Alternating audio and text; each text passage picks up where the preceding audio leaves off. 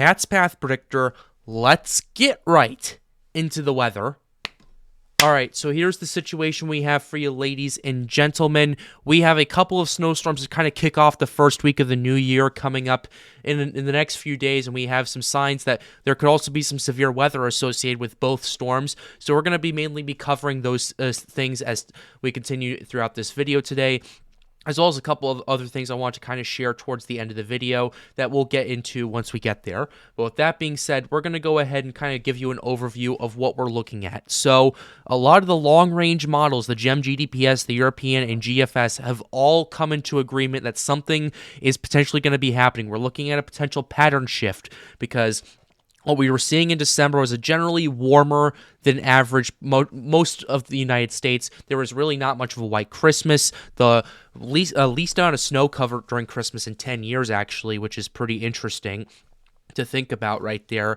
And now starting into January, we're looking at a potential pattern shift as there are continuing to show signs of the El Nino weakening, and in some regions at a very rapid pace. And one of the regions, I actually talked with Weather Center Nazario about this, is that the 1+2 region of the ENSO off the coast of Peru is weakening to the point where we're almost back at the neutral state. And for those of you who are wondering, you're talking about stuff from Peru, Patrick. What does that have to do with the weather here in the United States? It has a lot to do with the weather here in the United States. For example, an El Nino typically means a generally warmer and in some places wetter than average season, like in the Deep South, in the Mid-Atlantic, in New England, those areas right there, and a drier than average area in like the mountainous areas, Great Plains, those areas. But now with the complete collapse of some of these areas in the ENSO or El Nino right there, what we're looking at is a pattern shift that's kind of reflecting on what we're looking at in the next few days. So we're going to go ahead and start with the GEM GDPs. We're going to give you the precipitation type, give you the snow accumulation,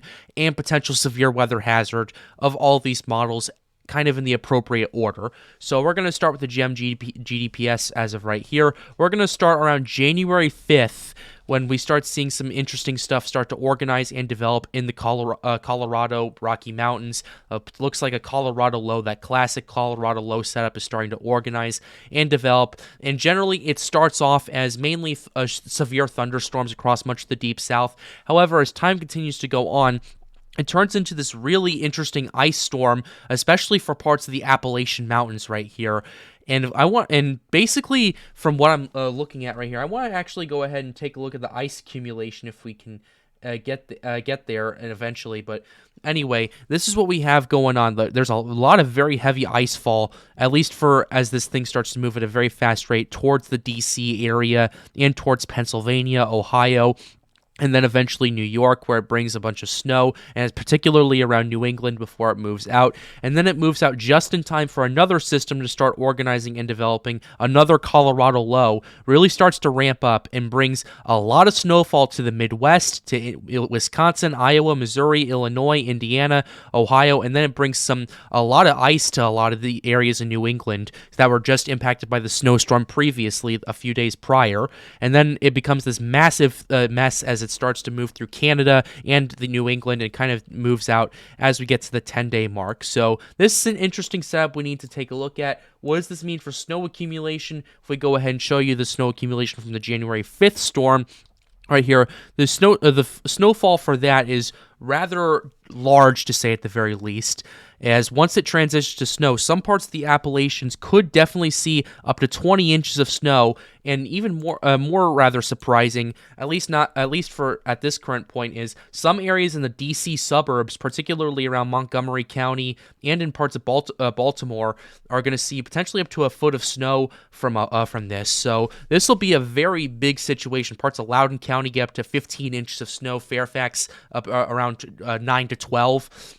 And keep in mind, this is due to 1 mile run, but even New York City from the GEM GDPs gets a foot of snow from this. So if you're tuning in from that area over there, you're going to have to continue to monitor this. And this thing doesn't officially start until like around midnight on January 7th, around 6 p.m. to midnight on January 6th, rather.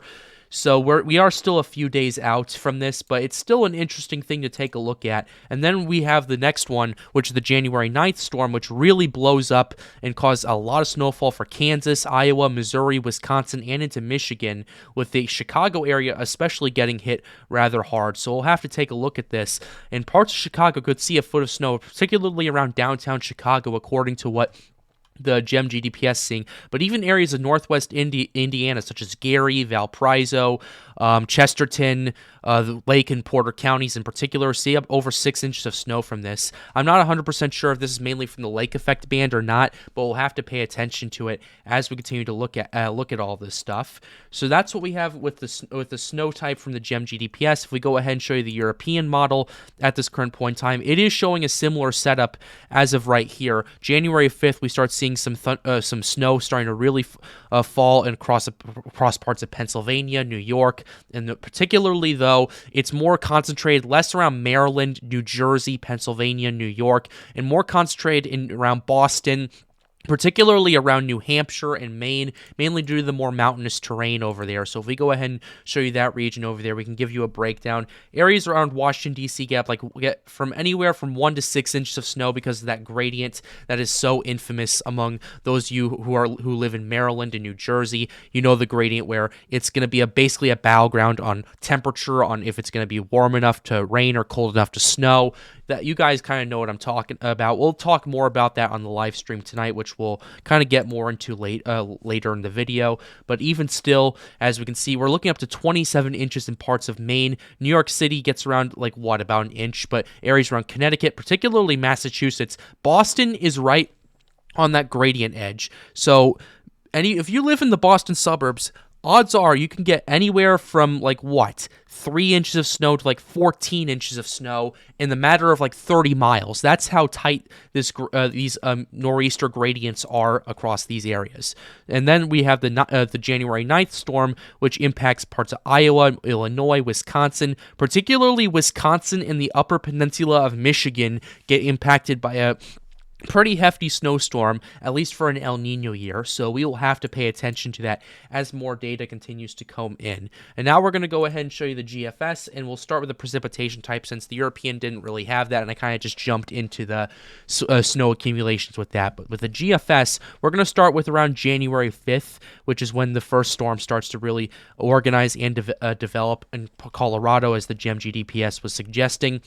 And the GFS, interestingly enough, has something completely different happening compared to what both the European and GEM GDPs has happening. Rather than pushing further into the deep south and causing some potential severe weather, it kind of becomes more of a general Midwestern snowstorm, according to what we are looking at right here, particularly in the afternoon of January 6th for parts of Indiana right there. And then things start to really ramp up as we get to Maryland, Pennsylvania around January 7th, and then your classic nor'easter forms off the coast of New Jersey, bringing some snow to New York, Connecticut, Massachusetts, Rhode Island, and then it kind of drifts off to sea. And then on January 9th, we see another situation where we have a pretty powerful snowstorm impacting southern Wisconsin, the lower peninsula of Michigan, parts of Minnesota, and the upper peninsula does look like it's going to get some impacts from this. Chicago suburbs don't look like they're going to get as much as the European or GEM GDPs was suggesting. But either way, it's still going to be a lot of snow for tens of millions of Americans in the first week of the new year. So here's what we have going on for you, pretty much from the GFS for the January 6th, 7th, 8th storm that we have right here. Across much of the DC area, the GFS is calling for a foot of snow.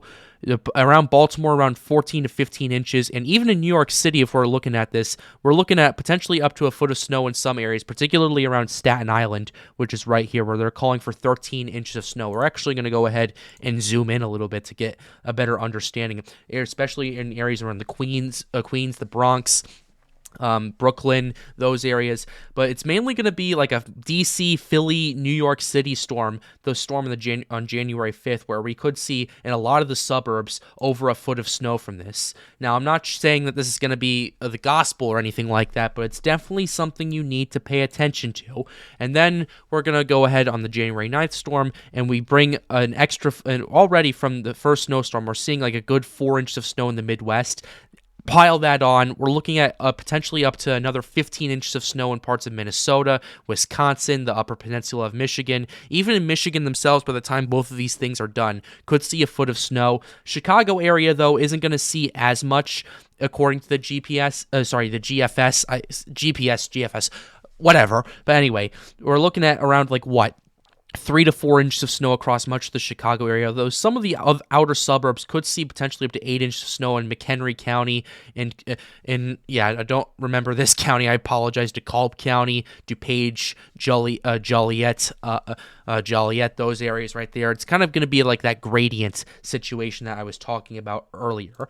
Now we're going to go ahead and go to the last part of this video, which is kind of talking about the potential severe weather threat that we're dealing with this, because a lot of these mid-latitude cyclones do produce a severe weather situation in the deep south, and I kind of want to take a look at this. And based off what we're going to start with, we're going to start with the January 6th and 7th storm, which I'm not particularly that concerned about. Even with the GDPs, I'm not particularly that concerned about. But the biggest potential for severe weather is around January 8th to January 9th, particularly around Texas, according to the GDPs, where we see Cape values cracking over 2,000 in a lot of these areas. If we go ahead and show you the GFS, we're going to go ahead and show you the supercell composite.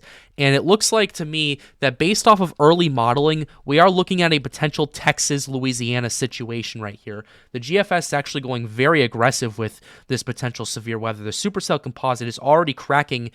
This is 9 days out. We're cracking 12 to 14 out of 35. And for those of you who are probably asking, what does that mean?